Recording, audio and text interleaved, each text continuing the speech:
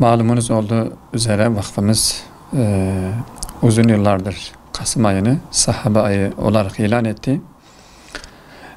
Amaç, hani biz istiyoruz ki toplum yeniden ıslah olsun, düzelsin. Bu anlamda Peygamber Aleyhisselatü Vesselam'ın hayatı elbette önemli. Onun misyonu, onun mesajı bizim insanlarımızın yeniden dirilmesi için, ihya olması için çok etkili ve çok kapsamlı bir mahiyette etkisini gösteriyor.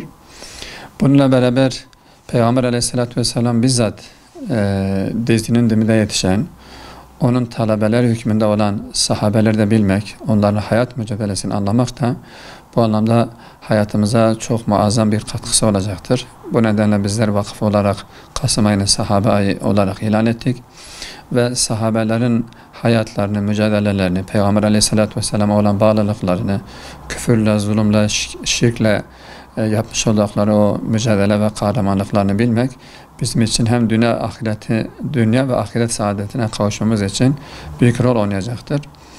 Bu anlamda bu yılda bu etkinliklerimiz Türkiye'nin birçok ilinde yapılmaya devam ediyor. İnşallah Kasım ayının sonuna kadar devam edecek.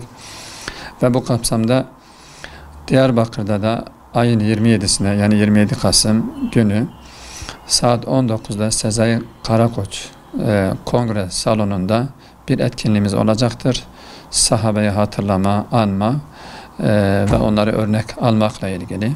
Bu yıl olarak belirlenen bazı önemli şahsiyetler, yani sahabeler içerisinde belirlediğimiz bazı önemli sahabeler vardı ki onların başında Ebu Ubeydullah bin Cerrah Hazretleri geliyor. İnşallah onun da hayatının bahsedildiği çok muazzam, güzel bir program olacaktır.